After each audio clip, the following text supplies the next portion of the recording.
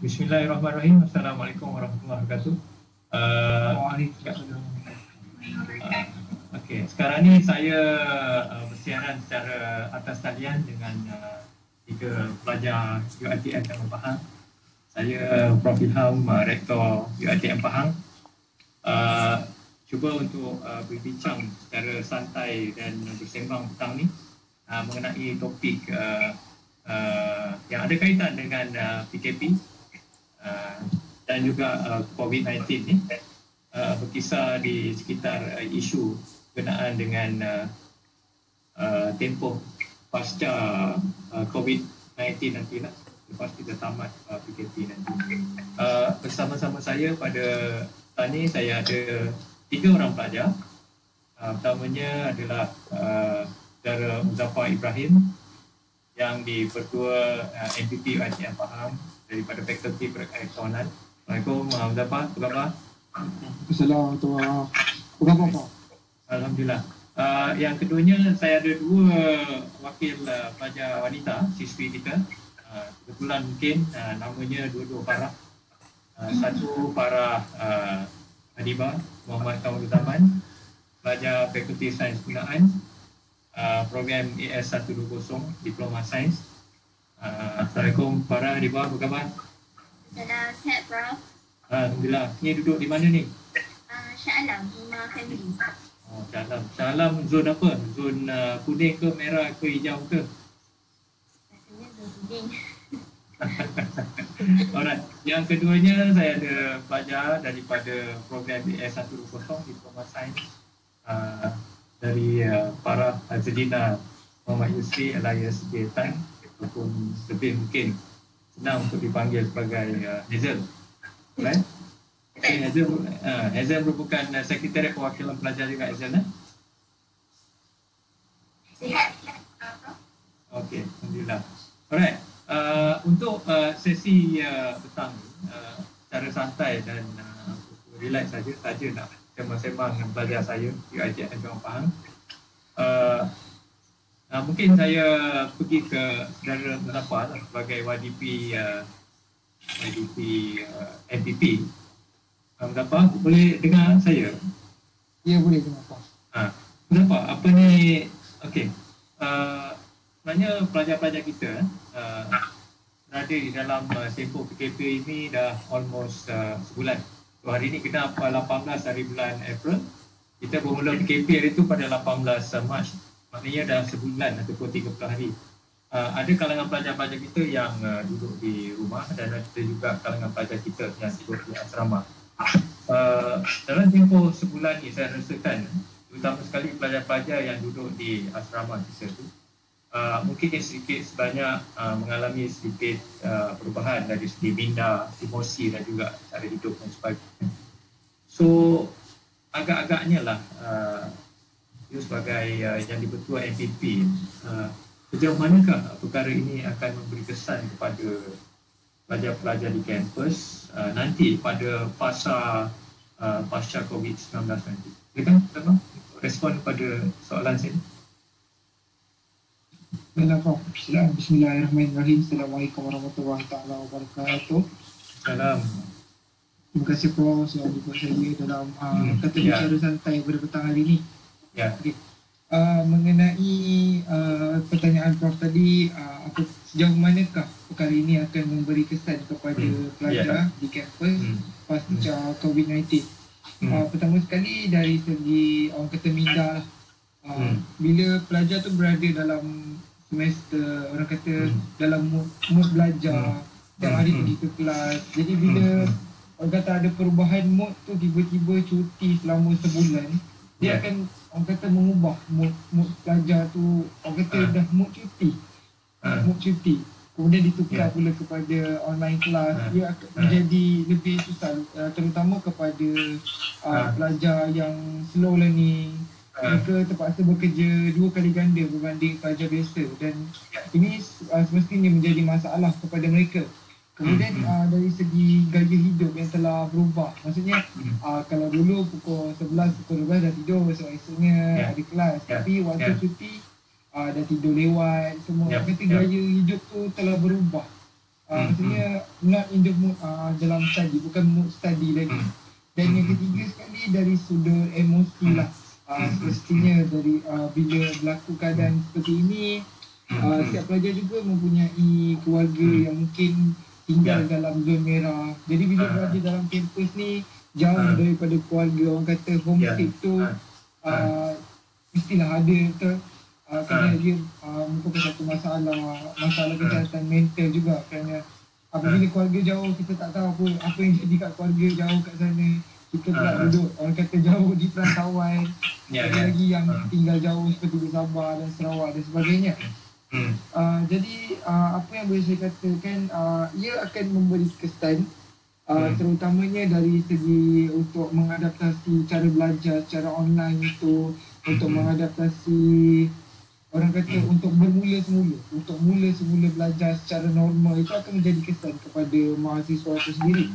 Tetapi saya yakin perkara ini tidak akan lama, kerana kalau kita lihat mahasiswa kita nampak matang dalam menguruskan masalah, lebih-lebih lagi masalah tekanan dan sebagainya. Dan saya yakinlah masalah untuk merubah tu ada pada awalnya sahaja, tapi setelah beberapa masa semuanya akan menjadi baik seperti sedia kala.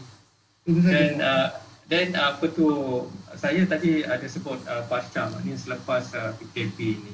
Jadi adakah mereka ni akan terus secara mudahnya boleh bertukar cara hidup daripada PKP ke cara hidup normal dan sebagainya? Seperti yang saya kata tadi, Prof, pada mulanya mereka akan mengalami sedikit masalah. Orang kata masalah untuk back to normal, kembali kepada keadaan sedia kala yang pada yang asal, pada yang fitrahnya. Tetapi perkara ini tidak akan lama sebab seperti yang kita tahu, fitrah kita akan kembali kepada fitrah kita.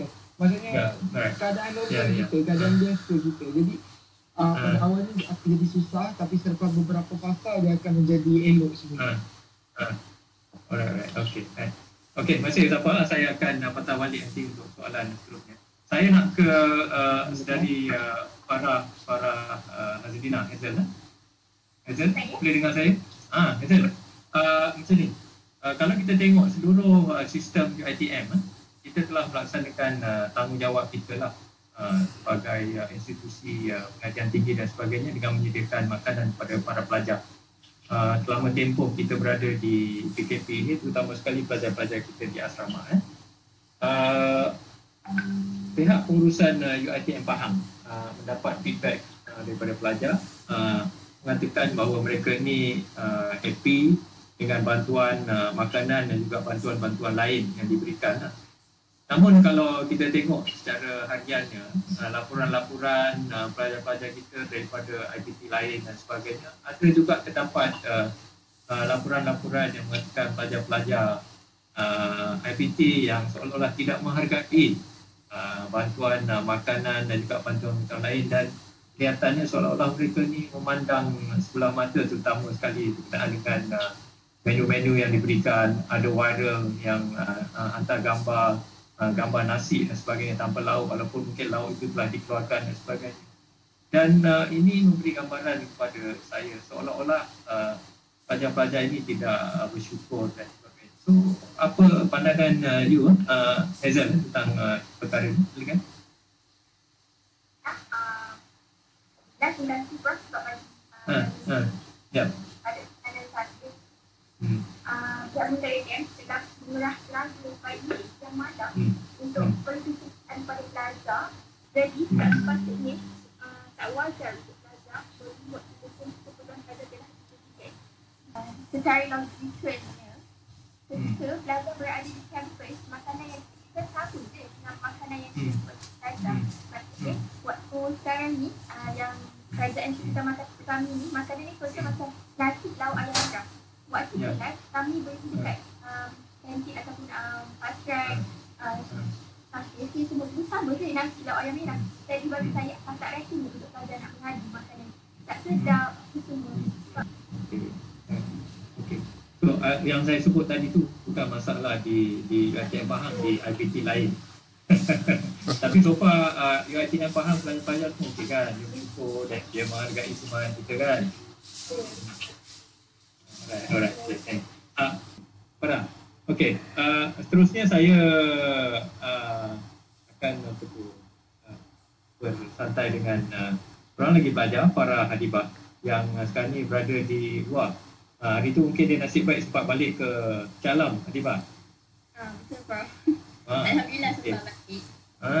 Nasib baik you tak lockdown dekat kampus. Alright, Hadibah, saya nak tanya lah. Kalau ikut situasi sekarang ni, kita di UiTM dah melaksanakan kaedah pembelajaran secara open distance learning ataupun ODL. Kita di Peringkat Jabatan Pahang, pihak pengusaha Jabatan Pahang sangat mengharapkan penglibatan pelajar yang lebih menyeluruh, dan dalam masa yang sama pihak pengusaha juga sedang dalam proses untuk memastikan bahawa pengusaha juga membuat engagement dengan para pelajar kita dalam ODL ni. Boleh saya dapatkan sedikit feedback? Ada dua pendapat yang bercanggah lah. Macam biasa, pendapat yang baik dan kurang yang baik. Jadi yang pendapat baik ni, ada yang cakap sebenarnya sama je belajar ODL ni ataupun normal class. Sebab kaedah pembelajaran itu sama. Masih ada lecturer dan masih ada student. Dan pada beliau, benda ni sebenarnya praktikal je untuk dilaksanakan. Dan lagi satu, katanya ODL, kita boleh repeat video yang lecturer dah kasih through Google Classroom, video WhatsApp. Kalau macam pembelajaran kelas depan mata, sekali tu je lah yang kita akan ingat. Lepas tu kita dah lupa dah. So kalau ODL, kita boleh repeat sampailah kita akan betul-betul faham.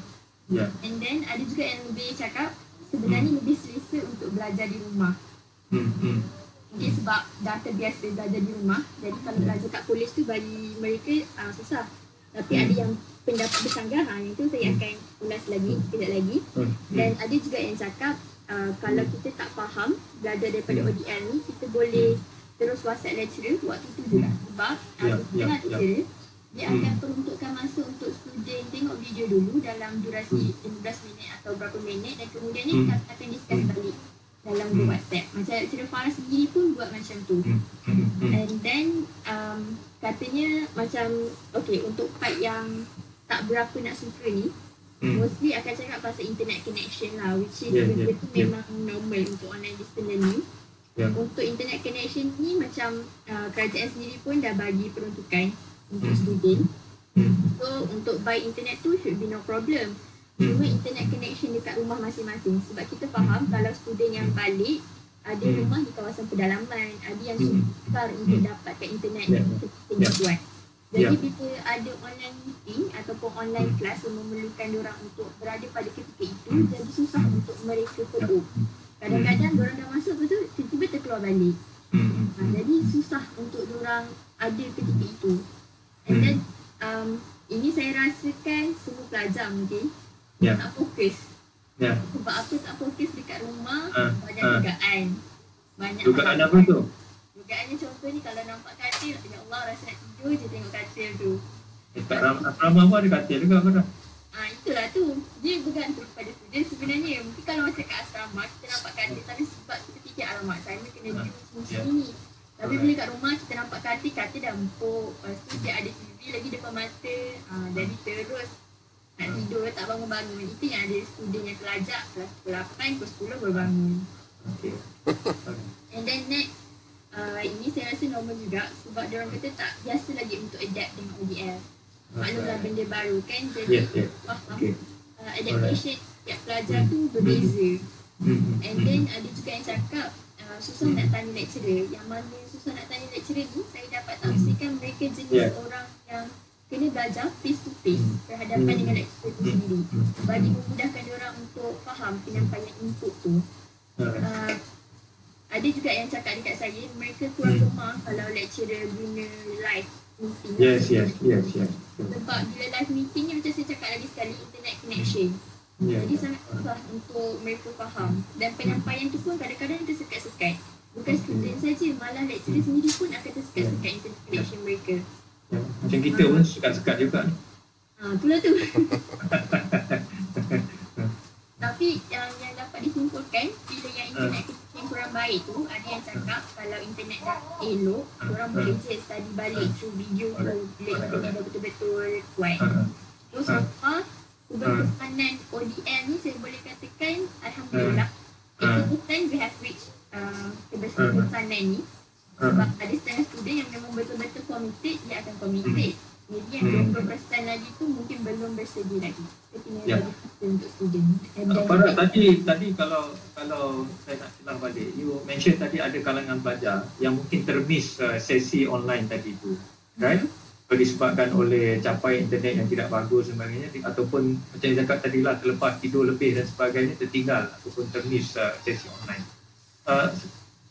Dalam kes-kes yang ada masalah tak kalau untuk student ni nak buat follow up dengan pensyarah-pensyarah kita untuk dapatkan semula bahan-bahan yang telah disampaikan dan sebagainya? Ada cerita ataupun ada terima apa-apa feedback nak parent? Should be no problem sebab setahu saya kalau diorang terlepas pun lecturer sekarang mostly guna Google Classroom dan juga dan WhatsApp. Diorang terlepas pun benda tu masih lagi akan ada di aplikasi platform-platform tersebut. So diorang boleh belajar je bila kiranya ODM tu fleksibel untuk mereka. Tak semestinya waktu belajar waktu itu sendiri diorang kena ada on time. Ada setengah lecturer akan ikut jadual kelas, ada yang fleksibel. Jadi kalau student terlepas waktu belajar yang ditetapkan, diorang boleh je nanti akan recap balik bila diorang fleksibel. Alright. Okay, nanti saya patah balik Farah. Kita ada satu atau dua soalan lagi yang berkaitan yang saya nak tanyakan nanti. Alright?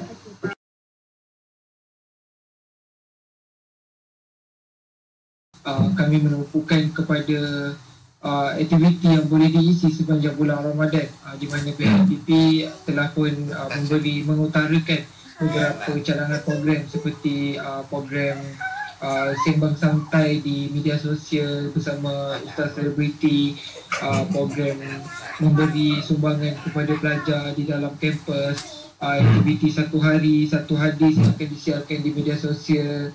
Dan perkara ini telah kami utarakan kepada unit Ahli Ehwal Islam. FBP sendiri kami mengharapkan agar bila kami hantar kertas-kertas itu dipermudahkan lah. Mungkin boleh ada beberapa prosedur yang boleh dilonggarkan bagi memudahkan aktiviti ini dilaksanakan. Dan kemudiannya daripada pihak FBP sendiri kami bersedia untuk memberikan apa sahaja kerjasama yang diminta daripada pihak pengurusan mengenai aktiviti pelajar pasca COVID-19 ini.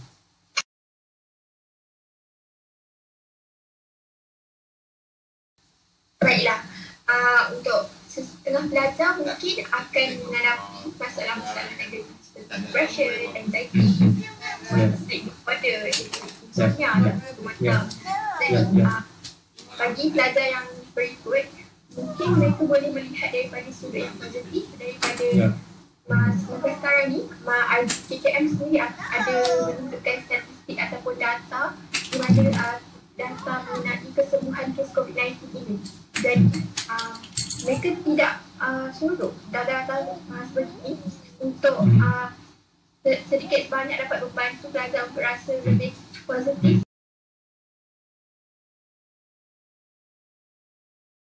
Adita, silakan. Okey, daripada aspek kesan kepada kehidupan harian, apa yang saya boleh tengok, PKP ni dia mengeratkan lagi hubungan antara keluarga. And then in terms of Islamiknya, kita dapat memperbaikikan lagi ibadah kita. So kita kat rumah, kita terlalu banyak waktu. So kita boleh mengaji, kita boleh tingkatkan ibadah. Benda ni sebenarnya bagus untuk kita punya rohani juga. And then next, lastly untuk pasca COVID-19, masyarakat akan lebih menghargai pengorbanan frontliners macam kita punya kita perubatan, anggota penguatkuasa, kita punya penghantar makanan, GrabFood, Foodpanda dan juga wartawan yang selalu bagi informasi-informasi yang betul macam KKM punya admin dekat Twitter, Facebook. Jadi benda-benda tu rakyat akan lebih menghargai mereka. Terima kasih semua pelajar kita, dari YDP Muzaffar, Farah Hazlina dan juga Farah Hanifah. Saya tahu you all bertiga ni bukanlah representatif kepada keseluruhan pelajar-pelajar UiTM Pahang, tapi saya dapat rasakan bahawa ini juga merupakan suara-suara yang mungkin keluar daripada hati pelajar UiTM Pahang, dan saya ucapkan terima kasih, dan saya rasa ini satu perkongsian yang baik, dan saya harapkan lepas ini kita akan adakan lagi sesi-sesi seperti ini lah. So sekali lagi ucapan terima kasih daripada saya dan juga daripada UiTM Pahang untuk pelajar-pelajar. Teruskan stay at home, stay safe, dan juga sama-sama kita doakan supaya COVID-19 wabak ni dapat Allah angkat dengan segera dan kita kembali kepada kehidupan kita. Sekian, terima kasih semua. Assalamualaikum warahmatullahi wabarakatuh.